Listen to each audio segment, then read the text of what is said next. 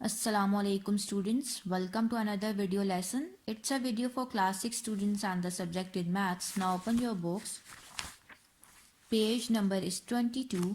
Today our topic of discussion is operations with natural and whole numbers. ठीक है, basically हमारे पास 4 fundamental operations होते हैं like addition, subtraction, multiplication and division. ठीक है, अब आज हम लोग इन ऑपरेशंस के बारे में पढ़ेंगे और इनकी कुछ प्रॉपर्टीज़ हैं जिनको हम डिस्कस करेंगे. फर्स्ट वन है हमारे पास एडिशन. यहाँ पर ऐड करना है हमें 4+5 को ऑन अ नंबर रे. ठीक है, like in my previous lecture मैंने आप लोगों को बताया था कि कैसे नंबर रे पर हम लोग अपने नंबर्स को ऐड अप करते हैं. लाइक फर्स्ट ऑफ ऑल 4+5 मुझे ऐड करना है तो मुझे स्टार्ट कहाँ से लेना होगा, 4 से, like 0 to 4 and then move 5 steps to the right. ठीक है, अब like 1 2 3 4 5, then I will get my answer which is equals to 9. Okay, now come to the next page, page number 23, properties of addition. First one is the sum of two natural or whole numbers remains unchanged if the numbers interchange their places. ठीक है, अब मैं दो natural numbers को add up कर रही हूँ या आप होल नंबर्स भी ले सकते हैं, तो जो ऐड अप करने के बाद वो रिजल्ट देंगे वो बिल्कुल सेम ही रहेगा अगर हम मैं नंबर्स के ऑर्डर को या प्लेसेस को इंटरचेंज भी कर लेती हूँ तो. ठीक है, फॉर एग्जाम्पल अगर मैं 0 को ऐड अप कर रही हूँ 12 में तो मेरे पास आंसर आ रहा है 12. ठीक है, अब मैं इन नंबर्स के ऑर्डर को या प्लेसेस को इंटरचेंज कर देती हूँ. ठीक है, लाइक मैं पहले 12 लिख लूँगी एंड देन उसमें ऐड करूँगी 0 को तो मेरे पास फिर भी 12 आ रहा है. दोनों केसेस में मेरे पास सेम आंसर आ रहा है. So therefore 0 + 12 is equals to 12 + 0. मतलब इन नंबर्स की प्लेसेस को इंटरचेंज करने से भी मेरे रिजल्ट पर कोई इफेक्ट नहीं पड़ा. ठीक है, सिमिलरली यहाँ पे एक और एग्जांपल गिवन है 71 + 25 इज इक्वल्स टू 96. 71 में मैंने 25 को ऐड किया तो मेरे पास आंसर आ रहा है 96. अब मैं इन नंबर्स की प्लेसेस को इंटरचेंज कर देती हूँ. लाइक मैंने 25 पहले लिख दिया और उसमें मैं ऐड अप करी हूँ 71 को तो मेरे पास आंसर फिर भी 96 ही आ रहा है. मतलब नंबर्स की पोजीशन को या प्लेसेस को इंटरचेंज करने से भी मेरे आंसर पे कोई इफेक्ट नहीं पड़ा. Therefore 71 + 25 is equal to 25 + 71. So इस प्रॉपर्टी को हम लोग कहते हैं कम्यूटेटिव प्रॉपर्टी ऑफ एडिशन.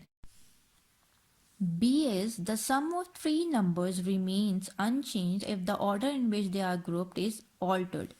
अब फॉर एग्ज़ाम्पल यहाँ पे मेरे पास 3 नंबर्स आ गए हैं तो अगर मैं इन नंबर्स की ग्रुपिंग के ऑर्डर को चेंज कर देती हूँ तो वो मुझे फिर भी सेम ही रिजल्ट देगा.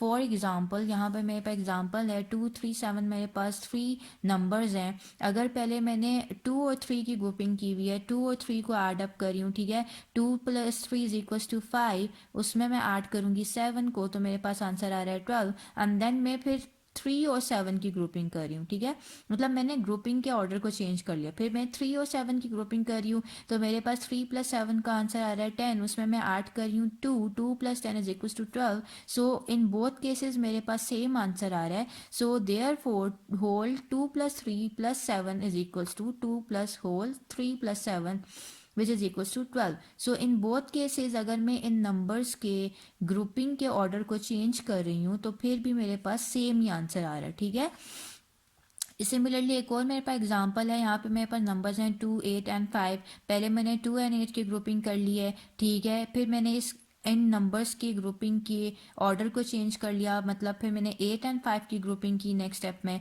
पहले मैंने 2 एंड 8 की ग्रुपिंग की है. 2 + 8 इज इक्वल्स टू 10. उसमें मैं 5 ऐड करी हूँ which is equals to 15 and then मैंने इनके ऑर्डर ग्रुपिंग के ऑर्डर को चेंज कर लिया. फिर मैं 8 एंड 5 की ग्रुपिंग कर रही हूँ. 8 + 5 इज इक्वल्स टू 13. उसमें मैं 2 ऐड करूँगी तो मेरे पास 15 ही आएगा. मतलब बोथ केसेस में मेरे पास सेम आंसर आया है. So this is called the associative property of addition. ये मेरे पास क्या है, associative property of addition. All right, now second subtraction. बिल्कुल वैसे जैसा प्रीवियस लेक्चर में मैंने आपको बताया था कि ये नंबर ए पे कैसे आप लोग सब्ट्रैक्शन करते हो. स्टार्ट फ्रॉम 6, 0 to 6 गए and then move 4 steps to the left. ठीक है, आप लोगों ने 4 steps to the left move करने हैं like 1 2 3 4. Then I will get my answer which is equals to 2. So 6 - 4 is equals to 2. All right, now properties of subtraction.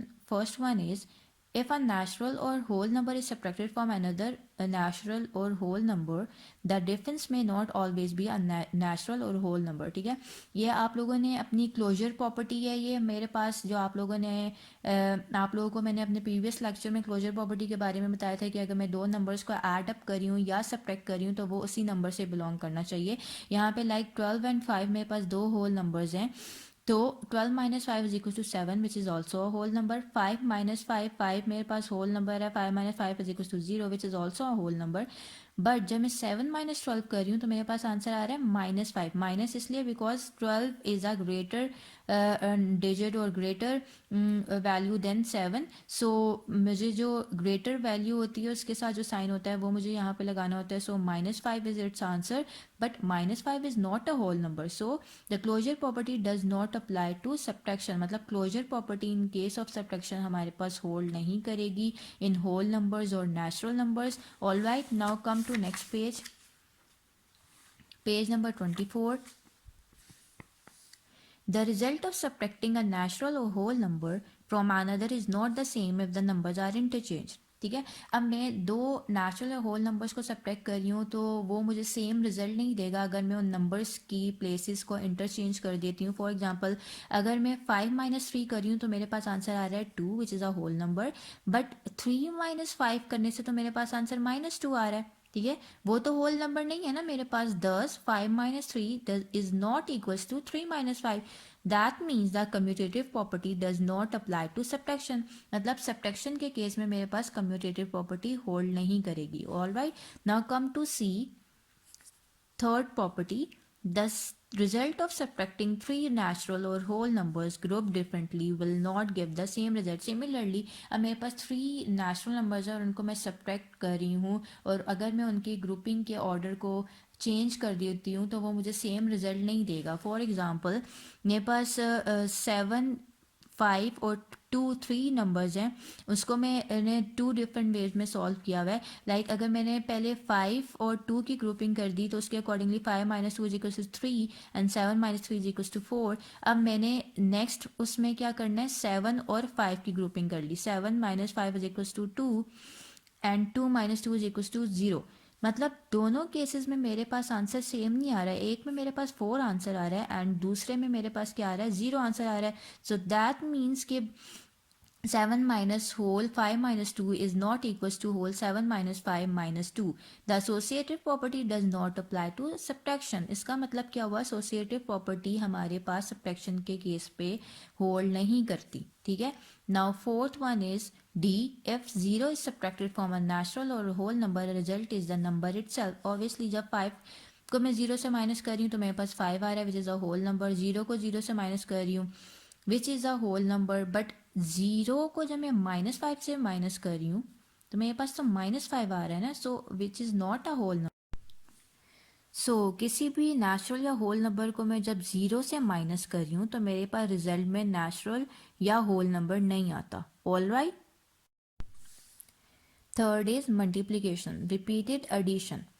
Solve 4 multiply by 3. अब आपने through a number है कैसे multiplication करनी है. 4 multiply by 3 है, so you have to add 3 4 times repeatedly. ठीक है, like आप 0 to 3 गए, ठीक है, +3, then 3 to 6 +3, then 6 to 9 +3 and then 9 to 12 +3. मतलब 4 टाइम्स 1 2 3 4 टाइम्स आपने 3 को एड अप कर लिया, then you will get your answer which is equals to 12. So 4 multiplied by 3 is equals to 12. Now come to the properties of multiplication. The product of two whole numbers is a whole number. ठीक है, अब किसी भी 2 whole numbers का आप लोग product लेते हो तो मेरे पास वापस एक होल नंबर ही मिलेगा.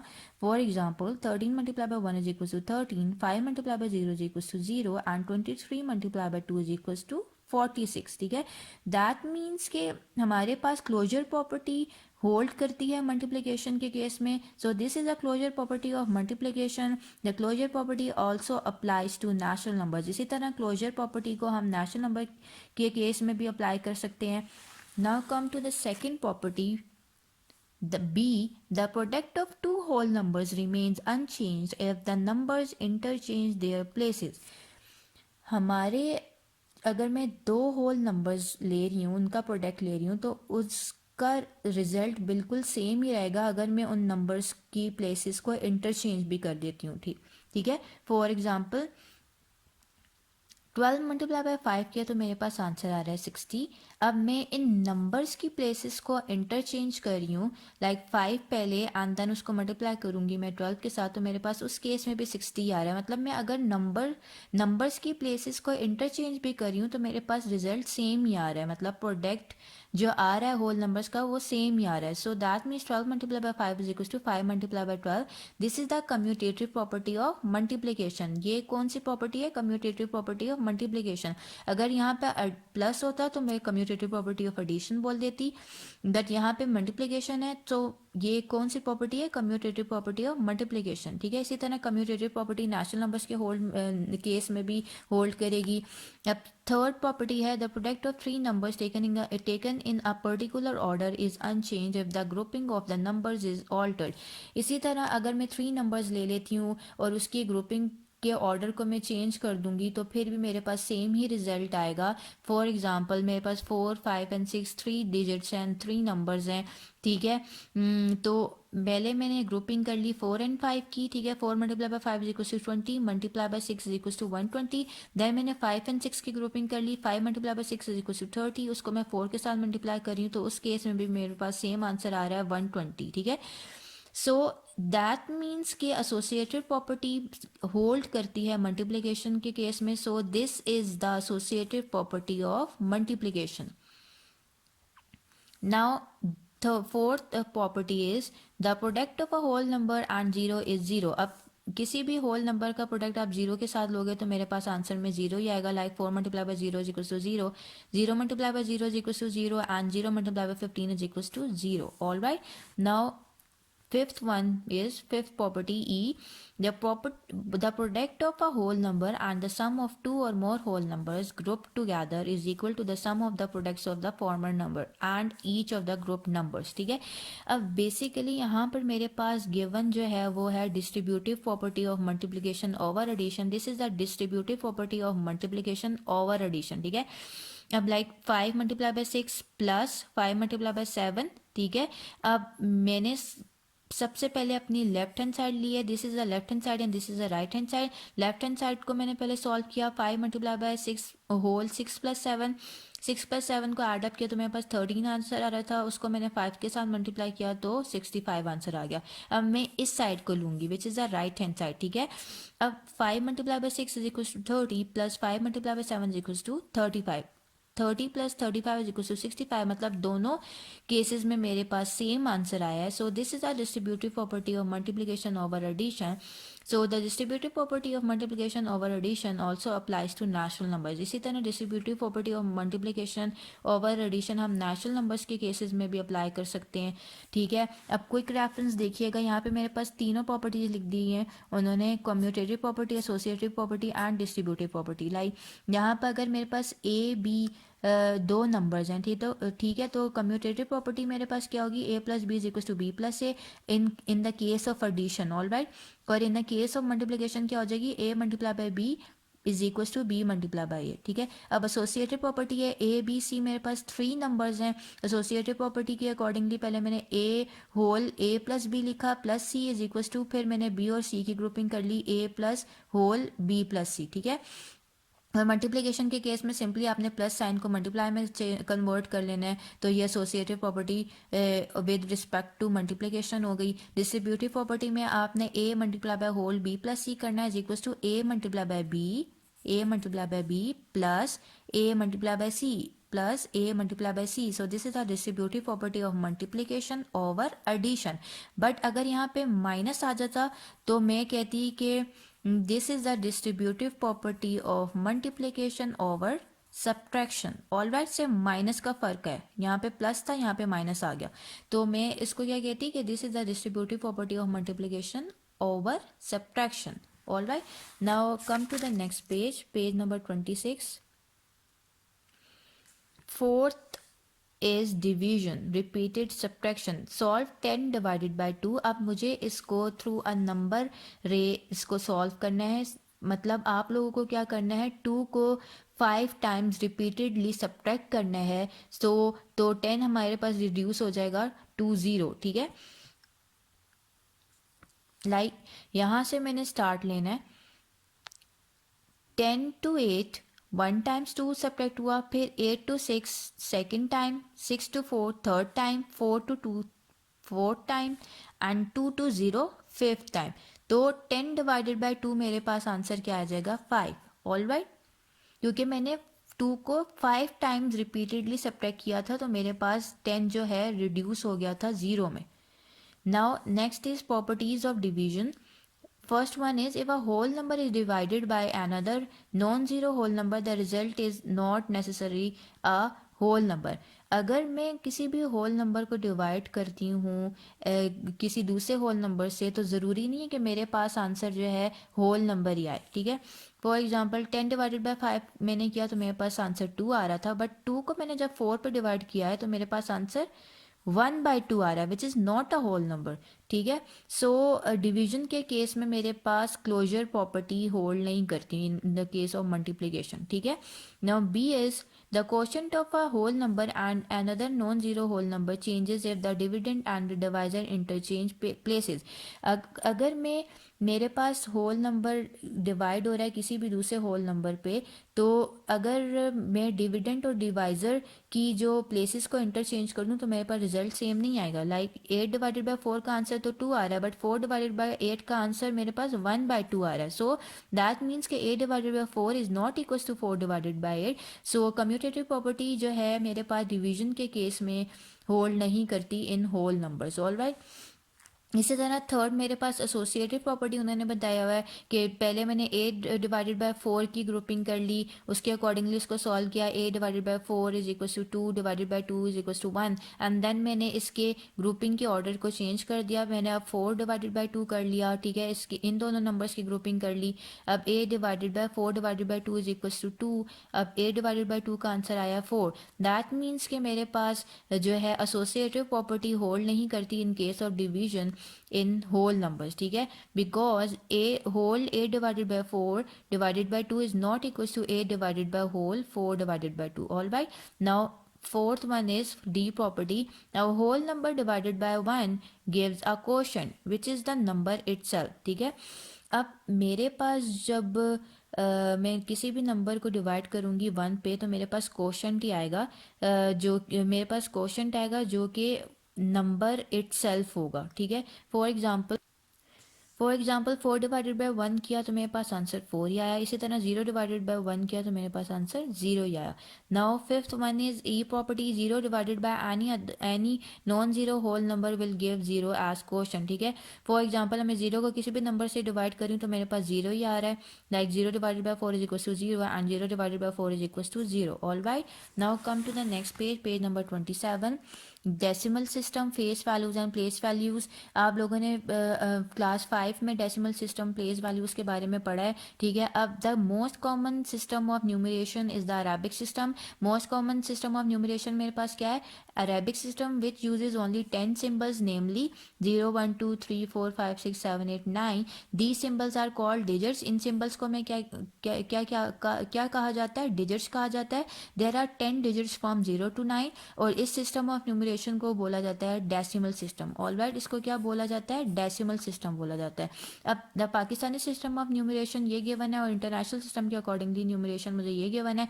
लाइक यूनिट्स, इंटरनेशनल सिस्टम में भी यूनिट्स ही हैं, 10 10 ही हैं, 100 100 ही हैं, 1000 1000 ही हैं, 10,000 10,000 ही हैं।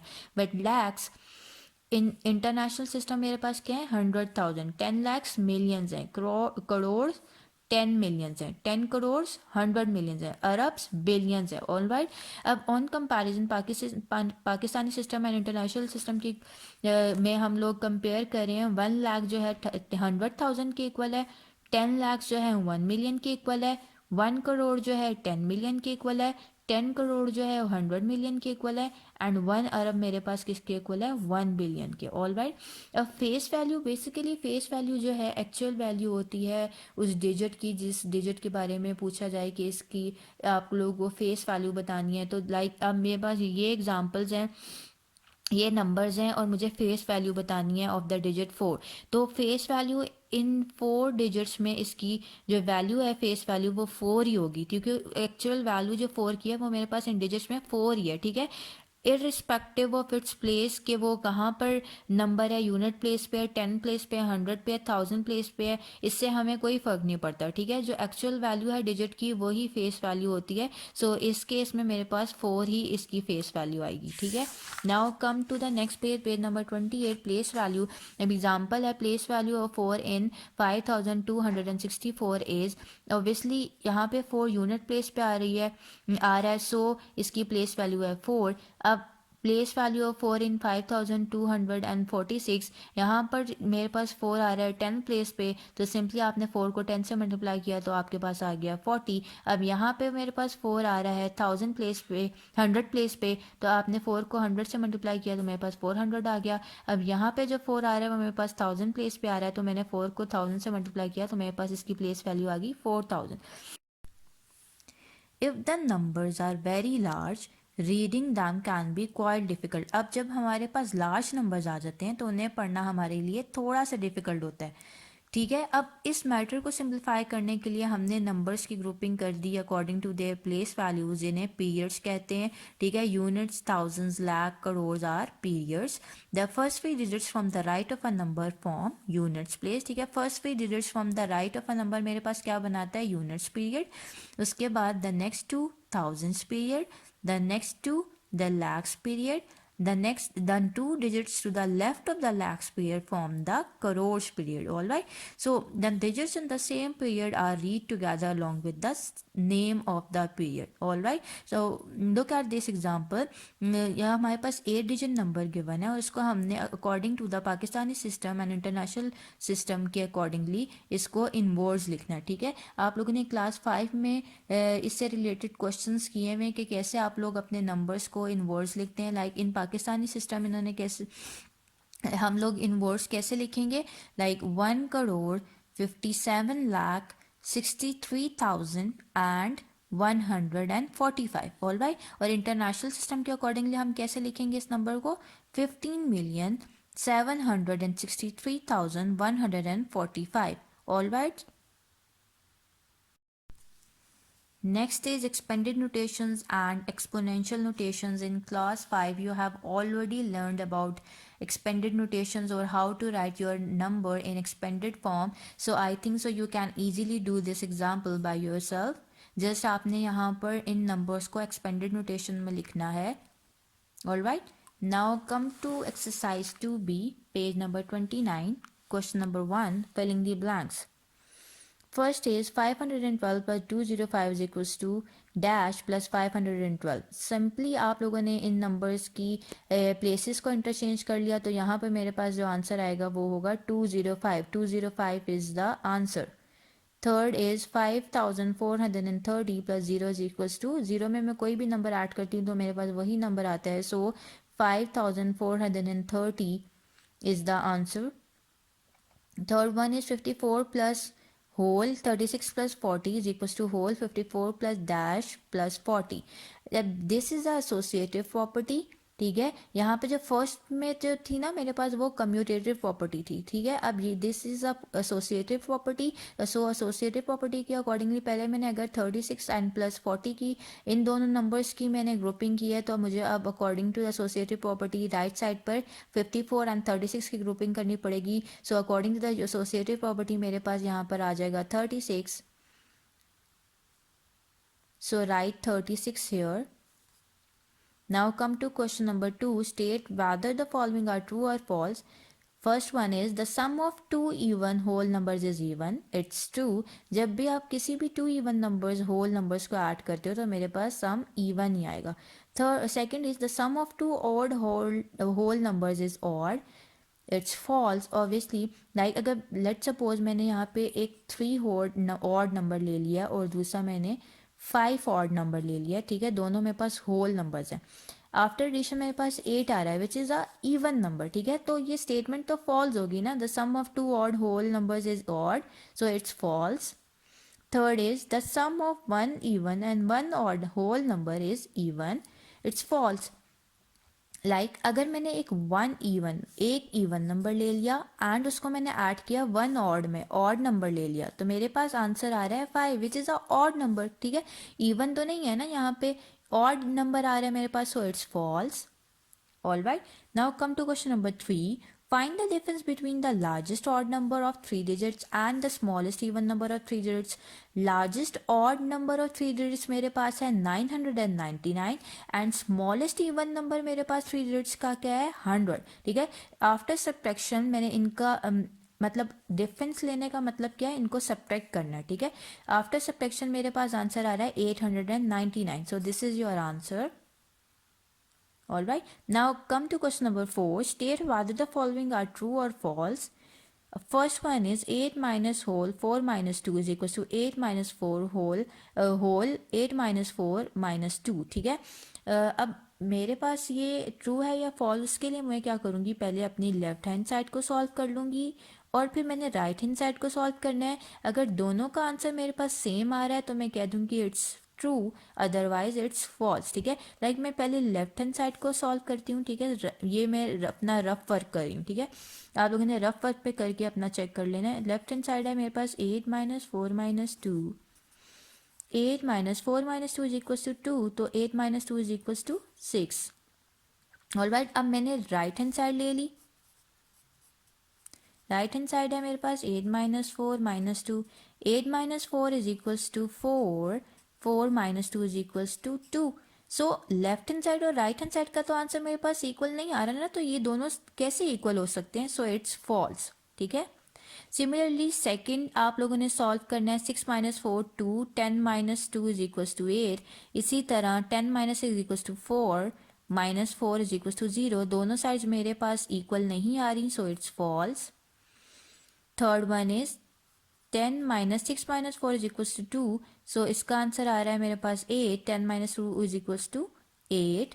And then 10 minus 6 equals to 4 plus 4 मैंने किया तो 4 प्लस 4 इज इक्वल्स टू 8। दोनों साइड्स का आंसर मेरे पास इक्वल आ गया, सो इट्स ट्रू, ठीक है। पहले आपने इस लेफ्ट हैंड साइड को सॉल्व किया and then right hand side को सॉल्व किया। लेफ्ट हैंड साइड को सॉल्व करने के लिए आपको पहले ब्रैकेट सॉल्व करनी पड़ेगी। 6 माइनस 4 का 2 आंसर आ गया, देन मैंने उसको 10 से सब्ट्रैक्ट किया था तो 8 आंसर आया था, ठीक है। इसी तरह यहाँ पे भी ब्रैकेट सॉल्व की थी, 4 को मैंने 4 में ऐड किया तो 8 आंसर आया। बोथ साइड्स का मेरे पास सेम आंसर आ रहा है, सो इट्स ट्रू।